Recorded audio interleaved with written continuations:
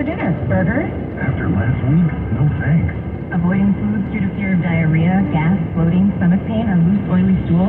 It may not be just stomach issues. It could be EPI, or exocrine pancreatic insufficiency. EPI can cause uncomfortable symptoms because it's a condition where the pancreas doesn't release enough digestive enzymes to break down food. But EPI can be managed.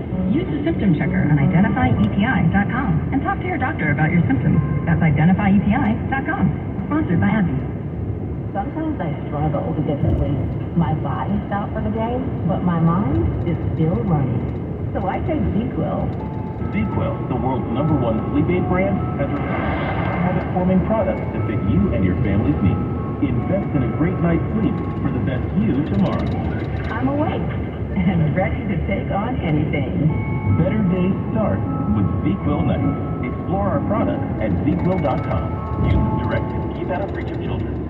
Tiffany absolutely hated her job. I was living paycheck to paycheck in a dead-end job that I did not like. She's been considering a change with My Computer Career. I was able to qualify for financial aid. Just 2 nights a week in the classroom and studying from anywhere online opened up a whole new world to her. I get job offers all the time. IT is practically recession-proof. Become an IT pro in just months with 0 experience at mycomputercareer.edu. I highly recommend My Computer Career. It's not rocket science. It's mycomputercareer.edu. If there's 1 field experience, individual results vary. Why choose the Sleep Number Smart Bed? Because only the Sleep Number Climate 360 Smart Bed lets you each sleep up to 13 degrees cooler or warmer on either side, while you both sleep at your ideal level of firmness, comfort, and support, your Sleep Number setting. And now our all-new next-gen Smart Beds have temperature benefits, so you sleep better night after night. And now, the new Queen Sleep Number C2 Smart Bed is only $8.99. Ends Monday. To learn more, go to sleepnumber.com. Do you have an invention idea but don't know what to do next? Call InventHelp today.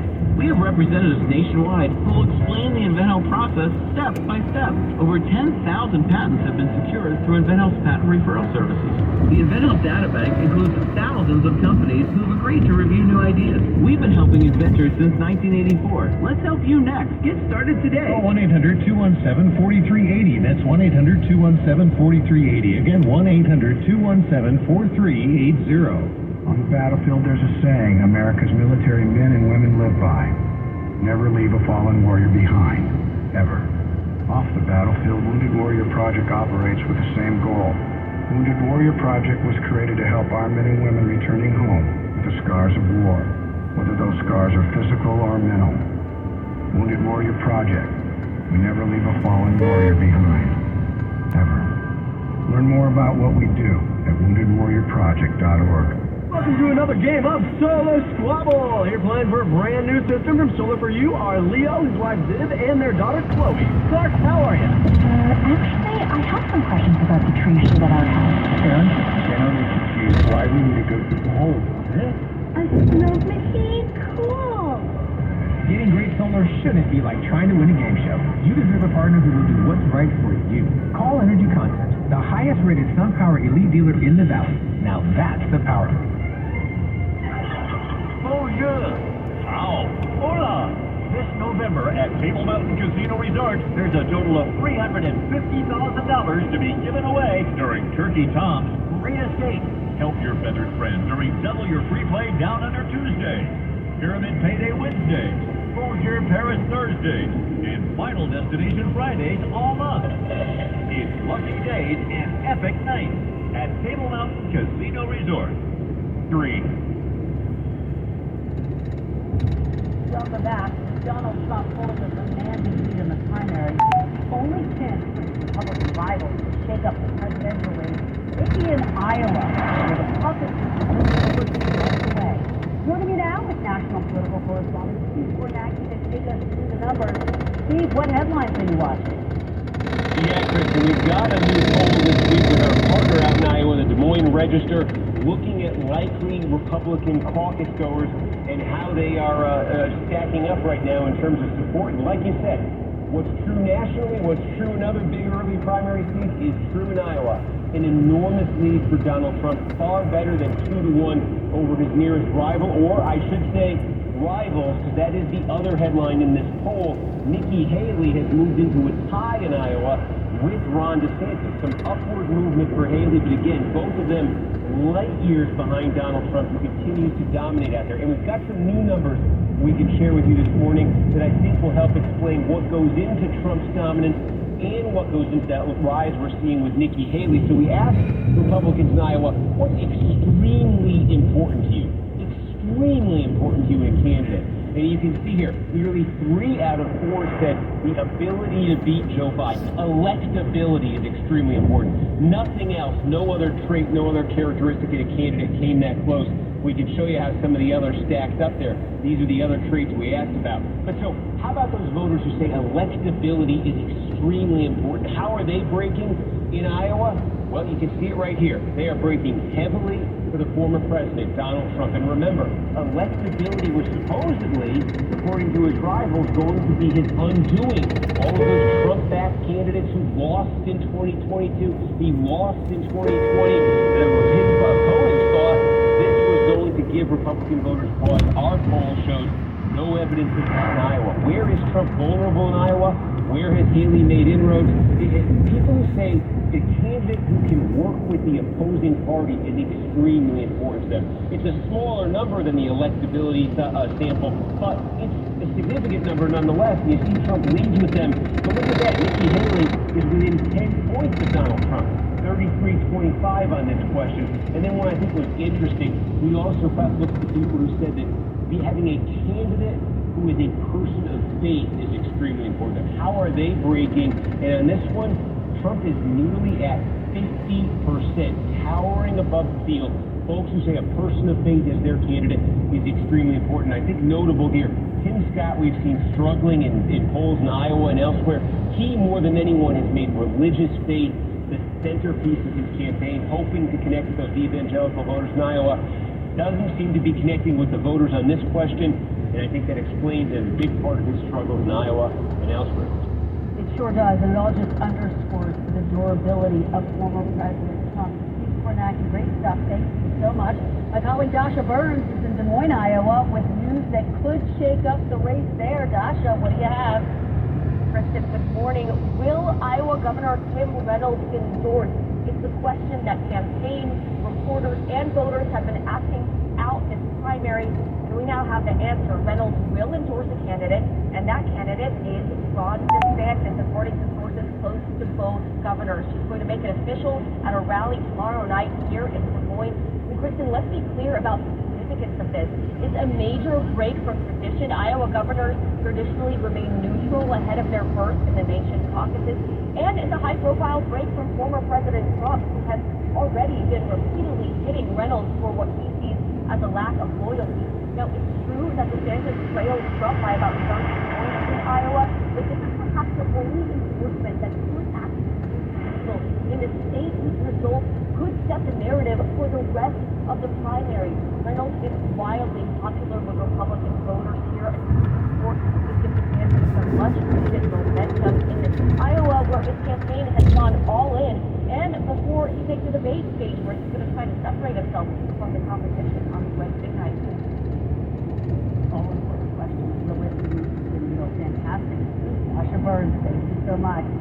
And when we come back, the third Republican presidential debate is just days away. What can we expect to see? More from the panel after this quick break. Welcome back to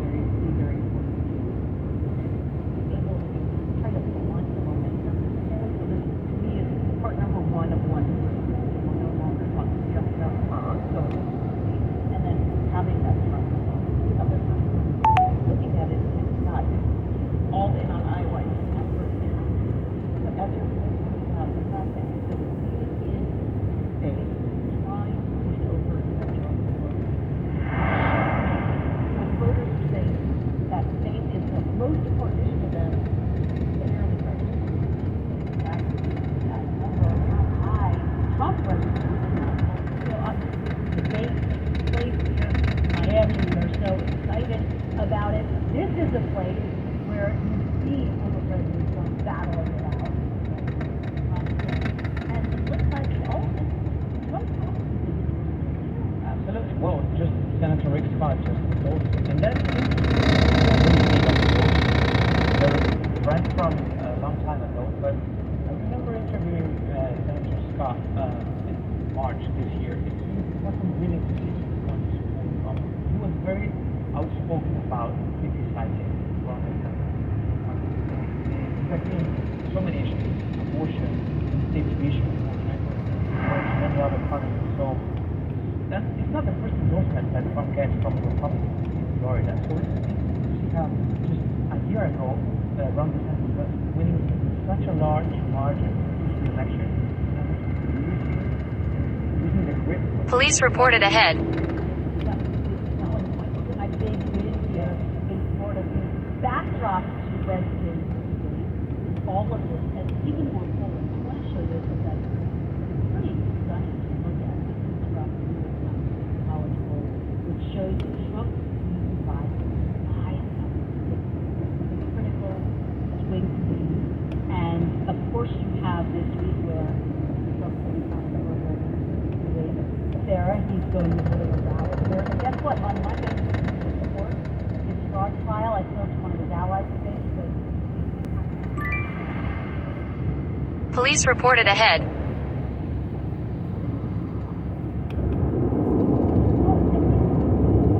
Other candidates trying to take on Trump, they have to figure out their role. And the dynamic now is both sides, Democrats and the The question is, how do they play it? And she really needs to do this. She has done so well in this state. Comes across almost at her best, which is typically how you want to describe at this time in the world, going on in the world. Mr. DeSantis is harder. He's got to figure out how to push off Trump. In many ways, he needs to not take the lead by going after her, which is the station, because she's not really pulling for him.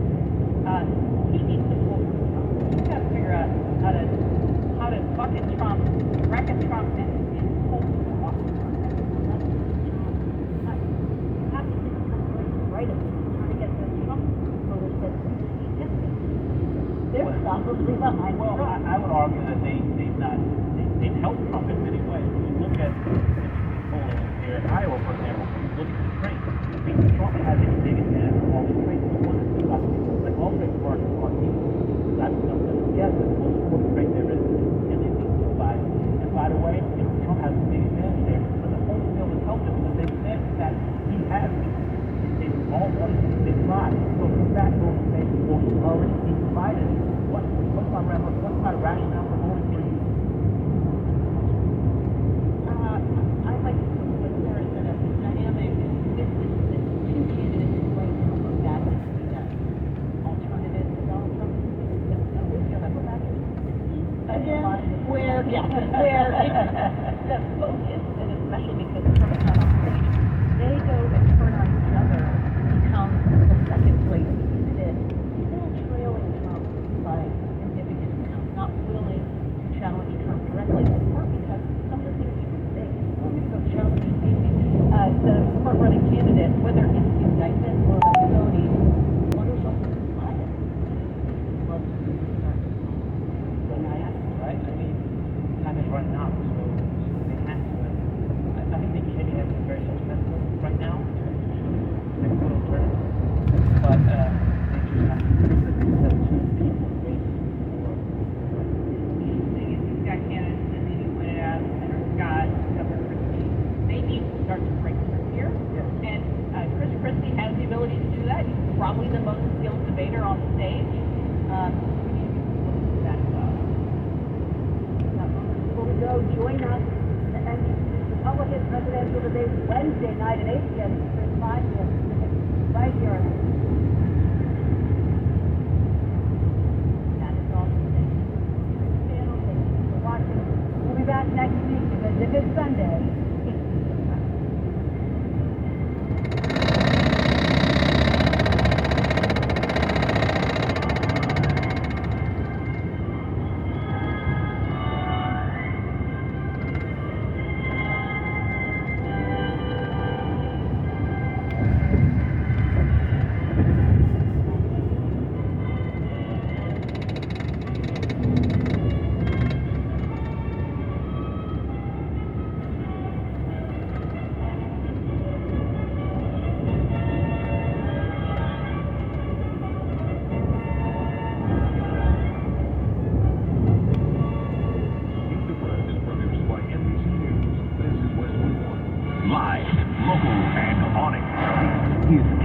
WMJ Fresno, 580 AM, 105.9 FM, a Cumulus media station.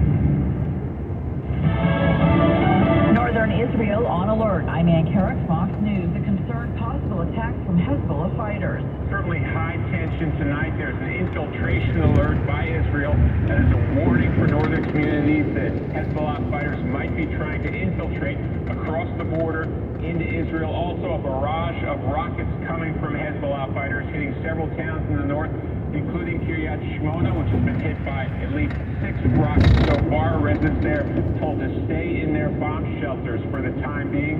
So far, also at least 1 Israeli civilian reported killed. This defense minister earlier today alerted people that forces in the north remained on high alert.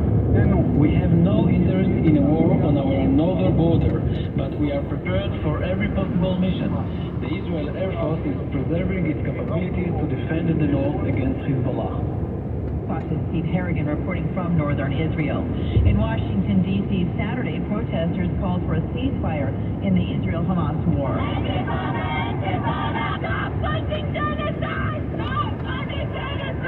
Tens of thousands gathering in Freedom Plaza in the nation's capital in one of the largest pro-Palestinian rallies in the U.S. after the gruesome October 7th mass killings of Israelis by Hamas militants. A $14 billion House bill funding aid to Israel is rejected by the Senate for 2 reasons. The bill takes money away from the IRS, and it does not give money to Ukraine as requested by President Biden. House Speaker Mike Johnson on Fox News Sunday. Exactly what was requested, $14.5 billion.